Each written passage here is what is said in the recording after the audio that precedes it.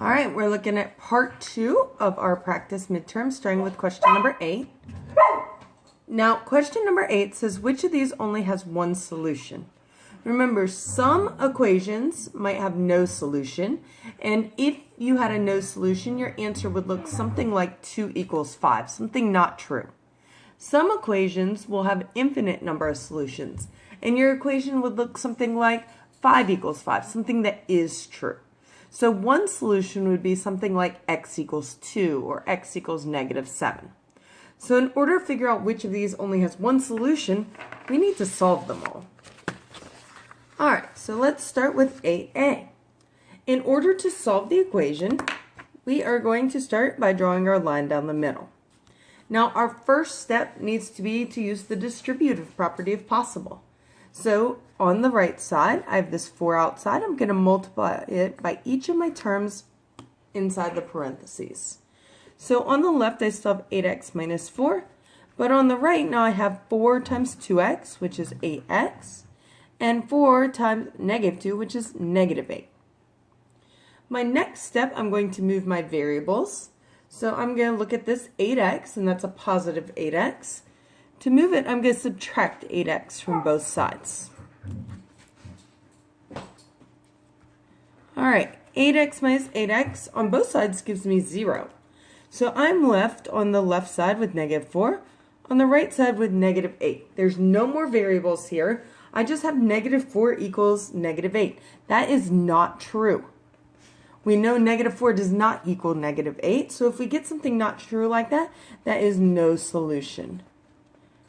And you might also see it sometimes like that. Alright, for 8b, I have 3x plus 2x minus 4 equals 8 plus 5x. I don't have any distributing that I can do, but I do have some like terms that are on the same side as each other.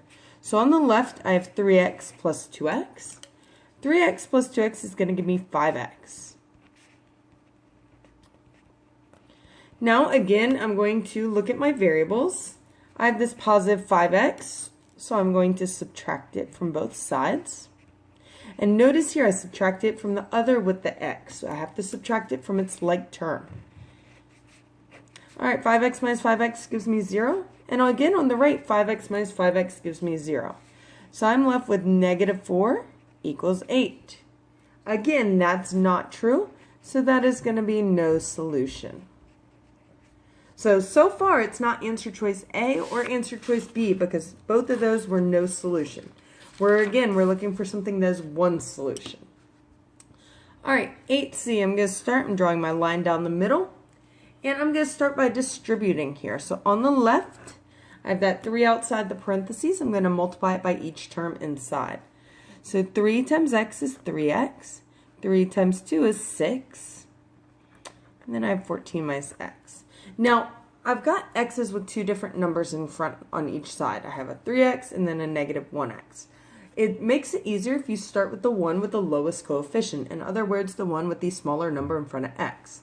Since this one is a negative, that's the smaller one. The opposite of minus x is plus x. So I'm going to do that to both sides.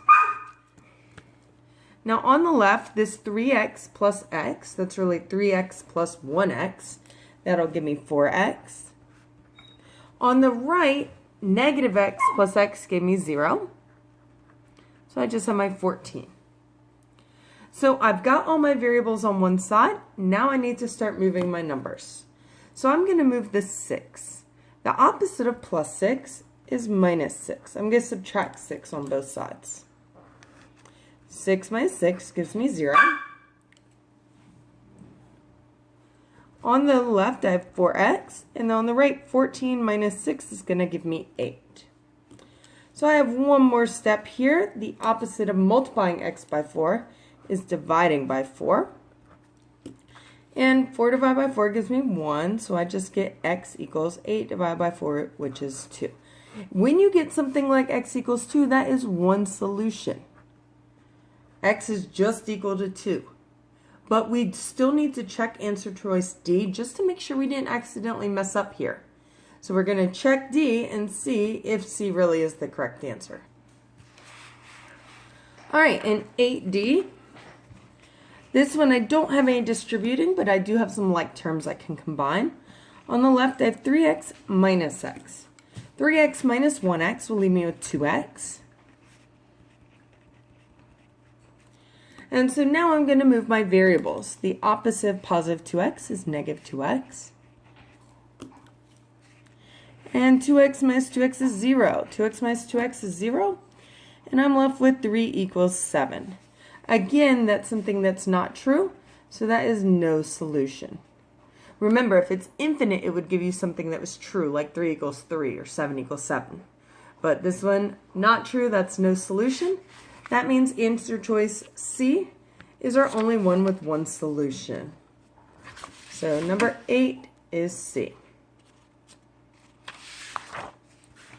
All right, number 9, we have one of our literal equations.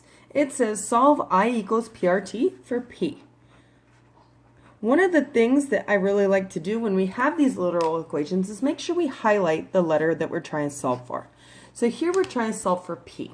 By highlighting it, I really see which one I'm trying to get alone. So we're trying to get P alone here. Well, P is being multiplied by R and T. The opposite of multiplying by R and T is dividing by R and T. So I'm left on the left side with I over RT. And on the right, RT divided by RT just gives me 1. I'm left with P.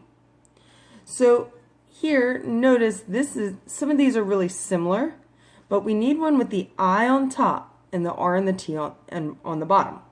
Now, it doesn't matter which side the P is on.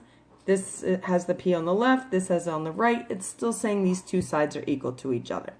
So A is going to be our answer choice that matches. All right, number 10, this is a good comparison problem. We are being asked to look at these two functions and determine which function has the steeper slope. Typically, when you're looking at steeper, a slope of 3 is steeper than a slope of 1. A slope of 5 is steeper than a slope of 2.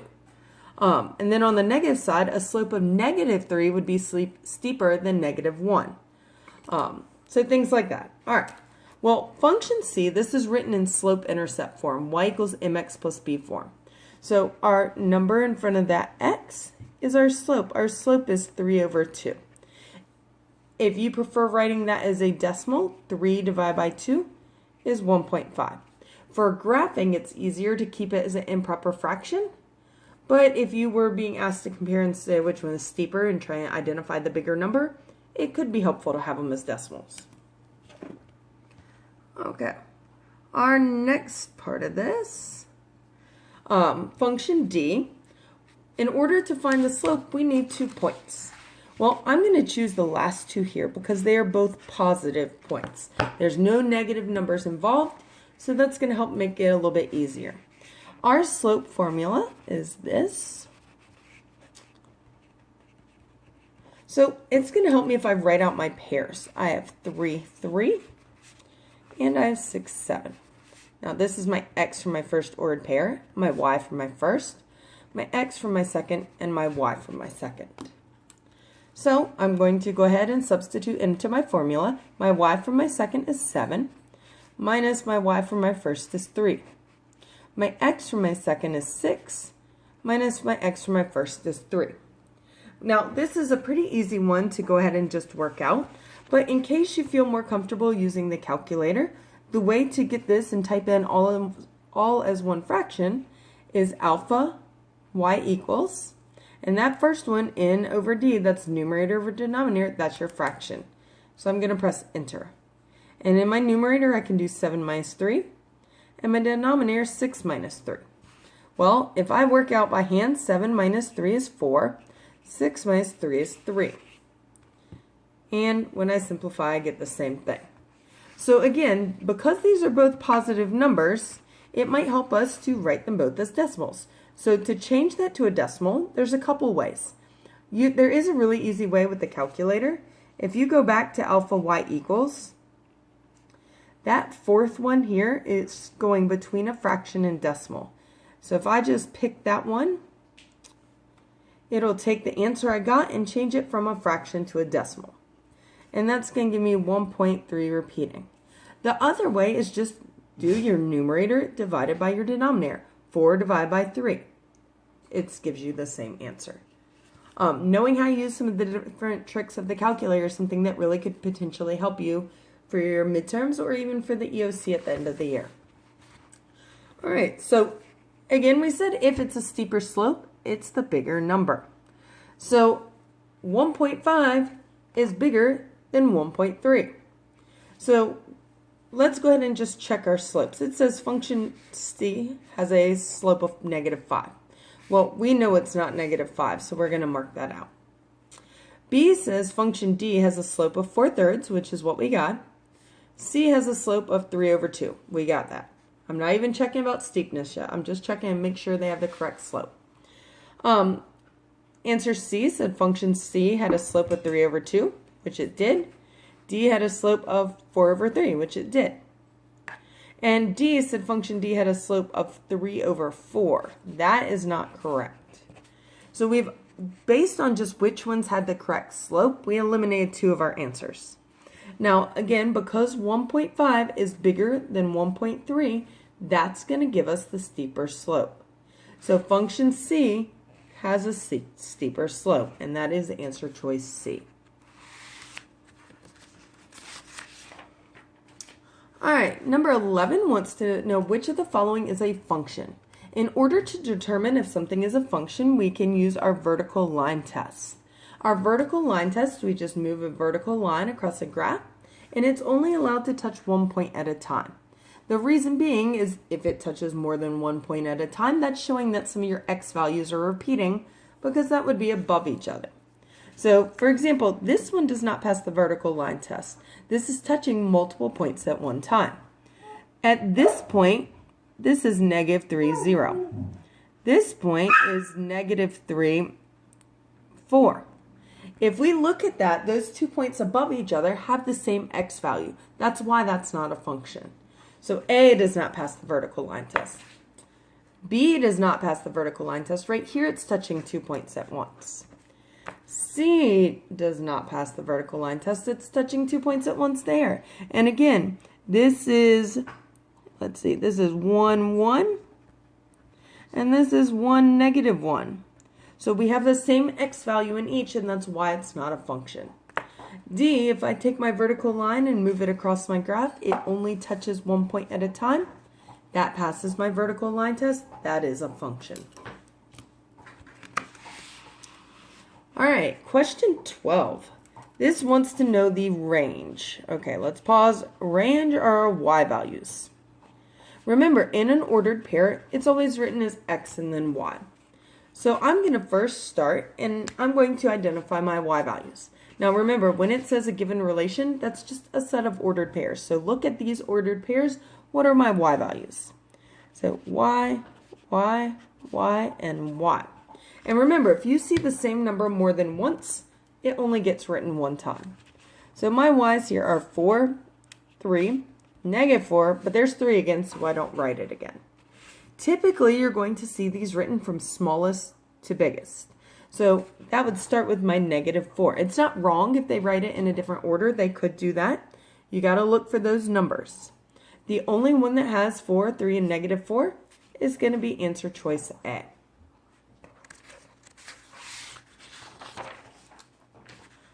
All right, number 3. Which of the following relations, again, which of the sets of ordered pairs, is a function? And again, remember, in a function, x values can't repeat. Okay, so again, in an ordered pair, we have x and then y. So we're going to go through and see in the ordered pairs what's repeating here. So my x values in answer choice A are 5, 3, -2, and 5. There are 2 5s for x values, and they're paired with different y values. That makes it so that is not a function. In answer choice B, I have 1, 2, 3, and 4. There are no repeating x values there. That appears to be the function. But again, we need to check all our answers. In C, we have 9, 9, 9, 9. We have repeating x values there. That's not going to be a function. And number 10, we have 6, 4, -6, and 4. The repeating x values here are 4. That makes it not a function. So answer choice B was the correct answer. All right, question number 14. Debbie solved this linear equation as follows. Okay, so she had 3 parentheses x plus 4 minus 2 equals 16. And it says she made an error between lines what?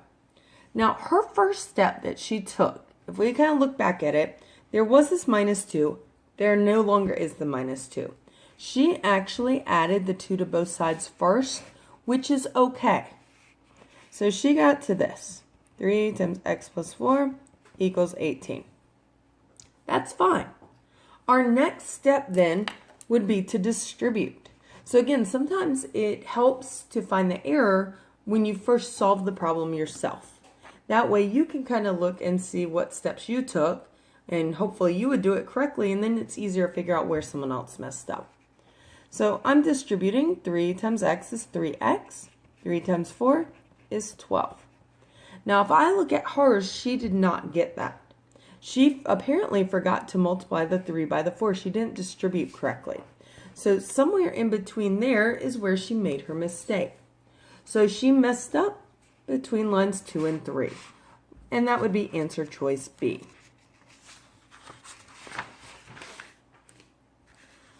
All right, number 15, we have an order of operations problem. So this expression, long one, 15 minus 3 times, in brackets, we had 2 plus 6 times -3, simplifies to what? All right, so I'm going to just start. I'm going to rewrite this so we can work with this.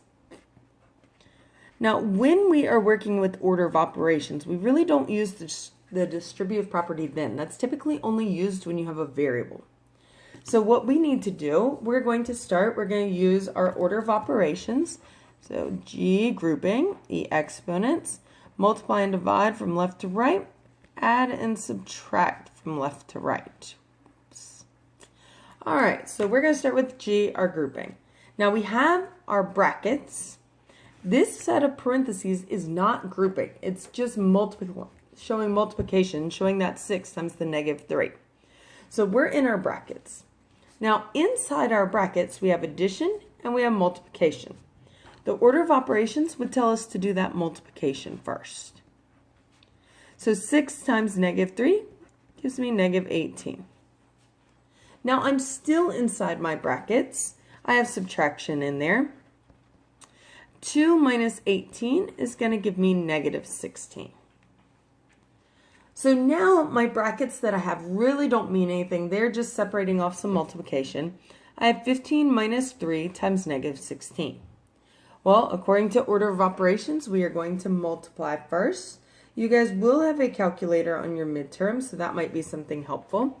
-3 times -16. A negative times a negative is going to give us a positive, and that's going to give us 48 there. So we're going to get 15 plus 48. And we can write it off to the side if we want to. If you have a calculator, I would make sure you check everything with the calculator, though. That way you are 100% sure that you are correct. So 15 plus 48 does give us 63, which is answer choice C. All right, number 16. A carpenter makes and sells rocking chairs. The material for each chair costs $22.50. The chairs sell for $75 each. If the carpenter spends $420 on advertising, how many chairs must she sell to break even? So this is a break-even problem. In our break-even problems, the money you spend is going to equal the money you make. So when you break even, you're not making any money. You're just getting back to zero. It kind of gets you to the point where you've paid off everything and then you start making money after that. Like everything would just be profit. You've paid off any sunk cost you have. You're just starting making money after that. So first thing I'm going to do is I'm going to go through and I'm going to mark anything I'm spending in blue. and anything I'm making in pink. So it says the material for each chair costs $22.50. That's money you have to spend, and that is for each chair. So you're spending $22.50 times the number of chairs. Now, then it says the chairs sell, that means you're making money, $75 each. So you are making $75 for every chair. Now, one other thing it says the carpenter is spending. All right, we're spending $420 on advertising. So we're adding to that amount we're spending. And we want to see how many chairs she must sell to break even. So we need to set these equal to each other, and we're going to solve. So first thing I need to do is move my variables. I'm going to start by subtracting this 2250x from both sides. So again, I can use my calculator here. 75 minus 2250 is going to give me 5250. And that's equal to 420. Now I need to get x alone. I'm trying to isolate that variable. So I'm going to divide both sides by 5250. So I have 420 divided by 5250. And that's going to leave me with 8. So x equals 8. In order to break even, to be at the point where she's not making any money, she's going to have to sell 8 chairs.